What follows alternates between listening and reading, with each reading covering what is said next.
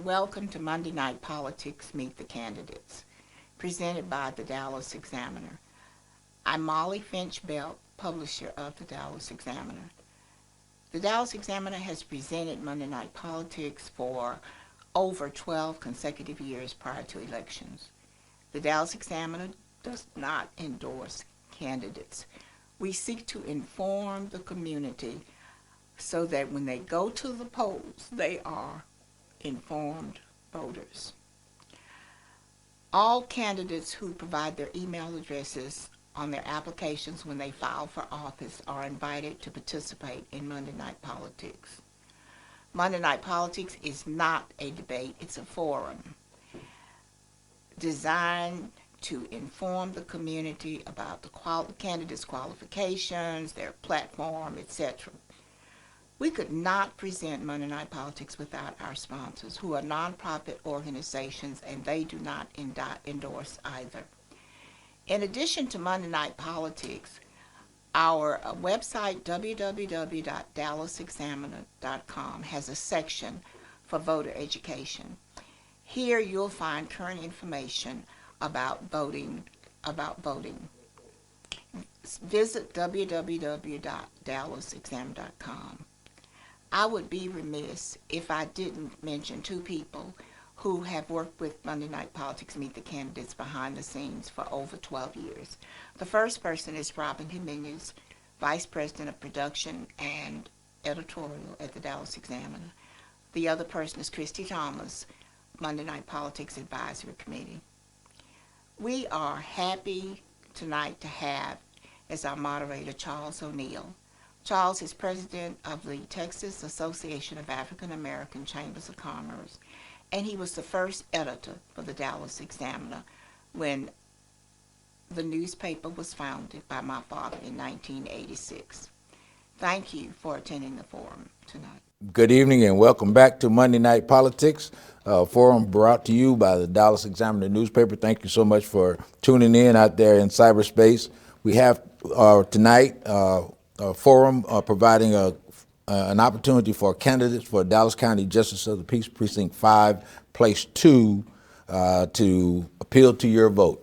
And we have with us the incumbent, Judge Juan Hasso, challenger Desmond Cooks, and challenger Ms. Kalitha Dotson. We're going to do this the easy way, alphabetical order. We'll start with you, Mr. Cooks. 2 minutes for an opening statement. At 18 years old, I made the biggest decision of my life. I went to Wynwood Naval Recruiting Office and said, sign me up. To me, seeing the world and serving my country was the greatest honor I could have. While serving, I was promoted 3 ranks within 2 years. I obtained my associate's degree, was deployed 3 times to the Arabian Gulf, managed a team of 10 individuals, and climbed Mount Fuji in Japan. It was a great 4 years. But the biggest experience that I got from that was learning and experiencing individuals from all different cultures, all different beliefs, all different religions, but all coming together to understand that to make our country better, we had to serve our country. After I was honorably discharged, I continued my education, graduated from Baylor Law School, and then became a city prosecutor, where I handled literally hundreds of cases a day with hundreds of different personalities, but I loved that interaction. I wanted to continue my legal career, so I decided to join a insurance defense firm. While I represented Walmart and TP Siga and a couple other companies, I wanted to continue to grow, so I started doing commercial litigation, which basically just means larger corporations. But my spirit wasn't there. It was something about that representing the faceless companies that just didn't sit right with me.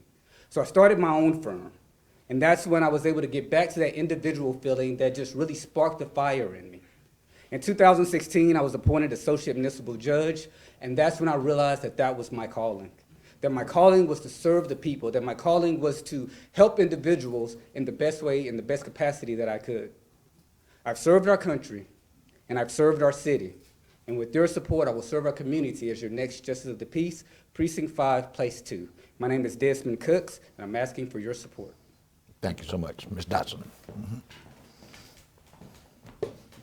Hello, everyone. My name is Kalitha Dotson, and I am running to be your Justice of the Peace for 5-2.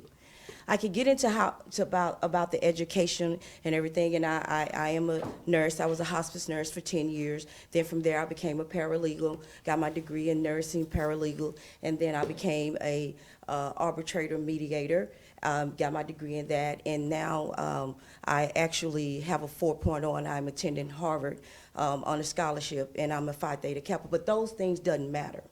What matter is what I can do for the community and how can I relate to the community. I'm not a judge. I haven't been appointed as a judge. I have not been elected as a judge. I have none of those things, and I don't have that experience because I don't have that experience because I haven't been given those opportunities. But what I'm asking is that you look at me as a mother. I'm a mother of two. I've experienced the courtroom in many ways. I've experienced the JP court as a mother with truancy, as a mother with a child with mental illness. I also have a child that I took out of the system. I also have been homeless. Those are things that I've experienced, and I can relate to those things. The JP courts are the lower courts, and we are there to stop whatever it is at the JP courts before it gets higher. We want to be able to work with the public. There is a gap. We want to be the bridge, and when I say we, I'm speaking as the people, because it says we the people in order to form a more perfect union, establish justice and assure domestic tranquility. That means we, not me, myself, and I. So I'm asking you to allow me to be that bridge to carry over. I am here to service the people. I want to serve the people. There's nothing wrong in serving. There's no humility in serving. The best thing about serving is how you do your job. If you're a maid, if you clean up well, you are good at it. So I'm asking you to give me that opportunity to stand for the people, to be with the people, and let the people know that I am there for you so that we can all come together and we can stop whatever this is. I want you all to know that I've been there, I've done that, and I'm here for you. Thank you so much. Judge Hospital. Good evening. Thank you, Ms. Belt and the Dallas Examiner for having us here tonight. I'm the current office holder for Justice of the Peace Precinct 5, Place 2. I'm going to deviate a little bit and give a little bit of family history because I think that reflects what I bring to this court, the compassion and judicial temperament that I see every day in the people that come before me. And I try and treat them as I would like to be treated, with respect and dignity. I'm 14 out of 15 children, out of a family of farm workers. My grandfather was lynched down on the border back in the early 1900s. So I understand the struggles that people have when they come to our court as well.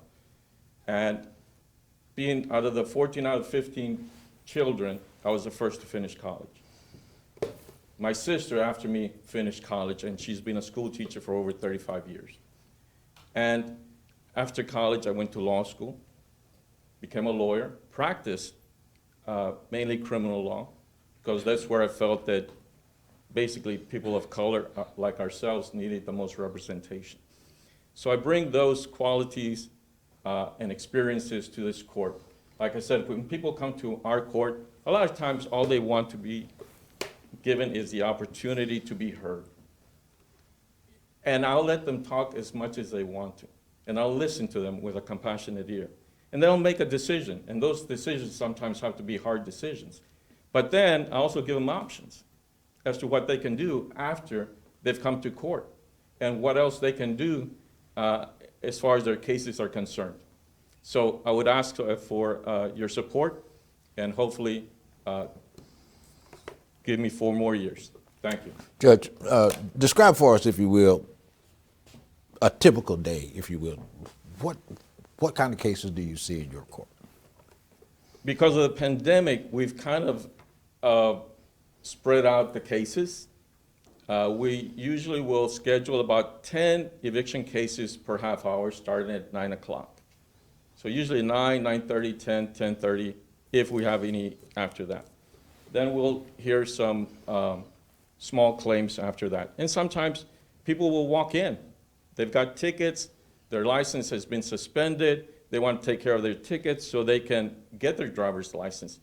And a lot of times, of course, because of economic situations, they cannot afford to pay the ticket. Well, then there's options. We talk to them about their options, which can be either a payment plan or community service. And I tell them, you can do community service at your church, at a rec center, Salvation Army, anywhere. And then I also tell them, if you really want to get your driver's license, we also deal with occupational driver's license. And we can give them the information, we can give them the packets, so they can file. And as long as they get all their information in, they could have an occupational driver's license by the next day. Just depends. Okay, thank you. Ms. Dotson, you've heard in a broad sense just what goes on in the court, and you talk passionately about the things that you'd like to see. Kind of flesh that out for us. Tell us about, against what you heard, what the court does, how you'll improve that court. Well, thank you. I plan on going in and getting my hands dirty. I want to go in and see what is actually needed and ask the community, what do you need and what do you want to see? There are different programs that we can do that can help. There are programs that we can establish that will help with truancy. There's programs that we can establish that will help with the home or help with the mental problems or even with the evictions. I plan on trying to improve those. I plan on doing more than just putting one program in place. We can put more programs in place. We can make sure that the people know that we are there for them and that this is their courtroom and that we work for you. You do not work for us. And we're trying to get everyone to see that we can also have classes that will help you understand and give you the knowledge of what the legal documents mean, what the legal words mean, and give you what the propositions are before they're coming out. We want everyone to know that this is your courtroom and that we have a learning basis here for you. Not only just a learning basis, we want you to make sure that you feel that you are humanized and not dehumanized, that it's a diverse courtroom and not someone that you feel that you're not included where you are included. We want to improve by letting you know that these are your courtrooms and we're giving you the opportunities. And if you can't do something, we want to make sure that you're heard. We want to make sure that you're seen. We want to make sure that you don't feel like that you're not supposed to be here because you're really not. But sometimes we make you feel, or some people make you feel that look where you are. Well, we all can be there, but I want to make sure that the public knows and the public understands that this is for you and give you a scorecard so you can tell us what we're not doing right, what you would like to see, and do this every 2 to 3 months out of a year, and that way we can improve this system. And instead of saying we have these programs, actually have these programs to make the people feel that this is for them and that they have options. Thank you so much. Mr. Cooks, how will you improve the administration of that court? In my 14 legal years of career, I've represented landlords, I've represented tenants. I've handled Class C misdemeanors as a municipal judge. I've represented individuals looking for their occupational license. All of the matters that go on in the Justice Peace Court are things that I've done and have continued to do throughout my career. Knowledge is power. We say that as a cliche, we say that as something that's just thrown out there, but I've seen more dollars thrown in these campaigns, more dollars thrown in getting us our name out there, asking you to vote for us, but I hardly see that same effort when it comes time for these programs. I don't see that effort when it comes time to say, this is the renter's relief program. I don't see that same effort when it's time to say, hey, if you're having issues paying your rent and you feel like you're gonna be evicted, this is what you do. It's time to open the court up. We call it the People's Court. Let's open it and bring it back to the people. That's the first step. The first step is bringing our courts back to the people, giving them knowledge, letting them, if the whole goal is to represent yourself in court, well, you have to know how to do that. You don't have to go to law school, but let's open the doors up. Let's have a couple of CLEs, which are continuing legal education, but for individuals to say, this is how you do this. This is this program. This is this document. The court, the Justice of the Peace Court, you're more likely to end up here or the municipal court than any other court as a normal citizen. Let's open it back up to the people and keep it for the people. You can stay there, sir, for 2 minutes, closing statement. I believe we all have a purpose. I believe what's for us, what God has for us, is for us, and there are no accidents. My time as a city prosecutor served a purpose. My time representing those companies and those insurance companies, taking cases from district court to county court to justice peace courts all over Texas, that served a purpose. My time at my law firm, representing criminal cases, representing landlord-tenant cases, representing all type of civil cases, that was to serve a purpose. My time as a municipal judge, presiding over dockets in the veteran docket, the indigent docket, the community docket for South Oak Cliff, the community docket for West Dallas, the community docket for South Dallas, was to serve a purpose. And that purpose was to get me in front of you today, to ask for your support to help me continue to serve my purpose, which is to serve the community. My name is Desmond Cooks, and I'm asking for your support for Justice of the Peace, Precinct 5, Place 2. Very good. Thank you. Ms. Dotson, 2-minute closing statement. As Mr. Cook said, yes, we're here to serve the community. We're here to work for the community. We're here to work hard for the community. We're not taking ownerships of seats because we do not own the seats. You vote us in. And not only do you vote us in, you want us to be held accountable, and we should be held accountable. It is true. The People's Court, the JP courts are the People's Court, and I want to be the people's judge. I want to be there. I do want to make sure that these programs are in place. We want to make sure that you know when you come in what the dockets mean and what the wording is and what the legal jargon means and what the certain documents are. We want to make sure that so no man will feel he's left out or left behind. We want to make sure that we have extended hours because you cannot come. Some people can't come Monday through Friday from 8 to 5. Sometimes you do have to have those extended hours in order to meet your public. You must meet the need of your public. And if you're not meeting the need of your public, then who are you meeting the need for? We want to make sure that if you can't come during the week, have a Saturday court so you can come to Saturday court. Have online court. Also have online classes. We can make this work. We can make this happen. We all just need a helping hand. I'm here to lend a hand and not point a finger. If I'm giving you my hand to help raise you up, let's get up there. Let's get this knowledge, and knowledge is power. Let's have more understanding. Let's give the understanding. Let's let them know it is here. Let's have this courtroom open in the open house so you may come here and get whatever you're needing. Now I'm asking you to let me be that judge for you, to give me that opportunity, to let me show you what we can do together. I want to be able to say, this is your courtroom, you have appointed me, and I'm most humbled to be here for you, and I will work for you and work as hard as I can for you, and I will continue to work for you, because it does not start while I'm campaigning. My hard work starts when I'm on that bench, and while I'm on that bench, I'm going to continue to do my job so that you will know that I am here for you, and I'm a people person, and you are the people. And we can do this. Thank you. Thank you so much. Judge Hassel. Thank you. The people, the voters of Precinct 5 have elected me several times, and I think they've looked at my track record, and they're satisfied with the track record, the work I have done, along with the staff, because really it's not the judge that does it by himself or herself. It's the staff that keeps the office running. All these cases, because we're not talking about hundreds of cases. We're talking about thousands of cases. And the frontline workers, the clerks, really, they're the ones that keep the office running. So I try and impart to my staff that treat everybody with the respect that you would like to be treated. And I believe that our track record shows that we've been successful. Now, can we do better? Of course we can do better. Everybody can do better. And I would ask, as an example of some of the case, a most particular case that really has stuck to me over the years, this happened right after the pandemic.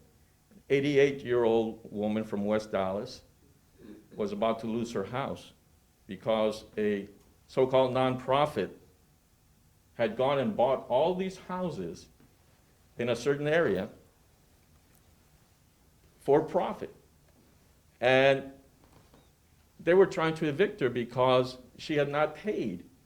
She showed me a deed of sale from the 1970s. She had been paying over $200 a month. She should have had it all paid by then.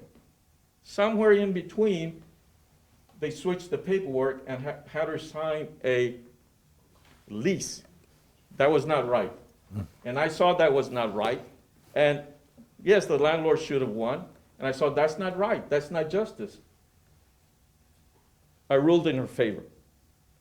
And she kept her house. And to this day, as far as I know, she's still in that house. And that's the kind of work that I do for our community. Thank you. Thank you so much. We have candidates for Justice of the Peace, Precinct 5, Place 2. The incumbent, Judge Juan Hasso. Challenger, Ms. Kalitha Dotson. Challenger, Mr. Desmond Cooks. Thank you so much for you. Thank you. Okay? Thank you. Next up is Dallas County Constable Precinct 1.